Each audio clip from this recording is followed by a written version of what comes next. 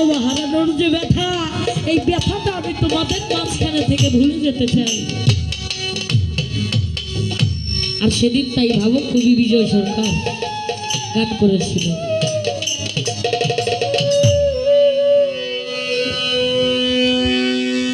আমি যারে যারে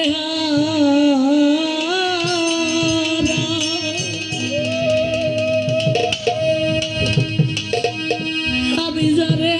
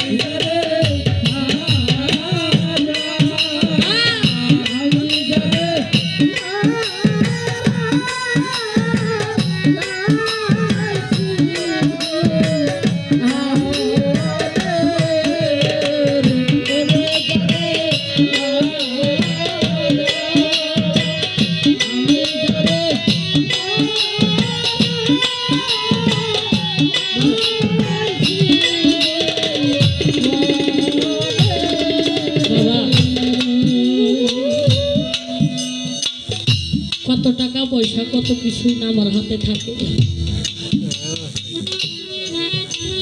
কিন্তু যে মূল্যবান দুটি জিনিস হারিয়েছি, 1000 টাকা পয়সার বিনিময়ে তার এই জিনিসগুলো আসে না রে, এই জিনিসগুলো আর আসে না। আমার ভিতরে যে কেমন লাগে সেটা শুধু আমি জানি। আজ থেকে কিছুদিন আগে ঢাকায় গিয়েছিলাম ডাক্তারের কাছে চোখ দুটো পরীক্ষা করানোর জন্য।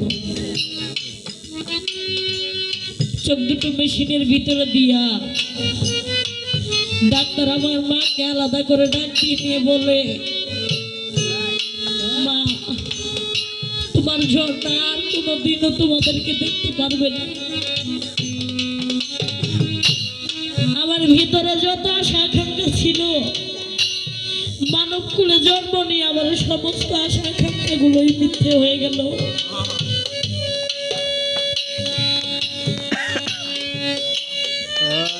বাবা, আমার শুধু মনে হয় আমার যখন এক এক করে কাছের লোকগুলো চলে যায়, আমার শুধু কি মনে হয় জানেন, এক এক করে আমাকে ফাঁকি দিয়ে চলে যাবে সবাই, কিন্তু যারা আমার কাছের লোক শেষ দেখাটাও তাদের দেখার মতো সৌভাগ্য আমার আর কোনোদিনও হবে না।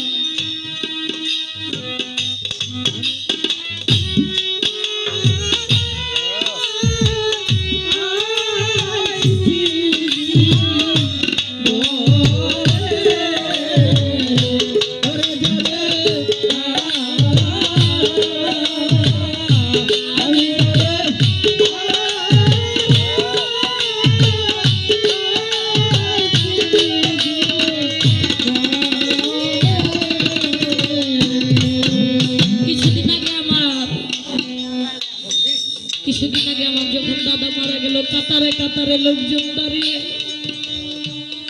তার জানাজা বললো, তাকে দেখলো, কিন্তু আমি তার এত ভালোবাসার এত কাছের একটা মানুষ হয়েও তার মুখ দেখার সৌভাগ্য হলো না বাবুল ভাই। কিছুদিন আগে আমার দাদি মারা গেল, কিন্তু তার মুখটা সবাই দেখলো, কিন্তু আমি দেখতে পারলাম না। এই জ্বালা, এই যন্ত্রণা কাকে বলবো, কাকে দেখাবো ভিতরে যে কতটুকু জ্বালা যন্ত্রণা, কাকে বোঝাবো?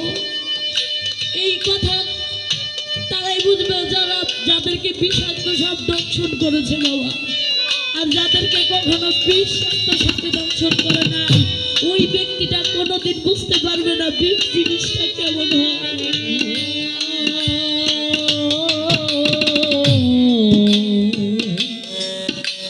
সেদিন আমি ঢাকায় থেকে যখন আমার মাকে এই কথা বললো, তখন আমি সেদিন বলেছিলাম, ওরে আমার আশা নাই, আমার আশা নাই রে, আমার আশা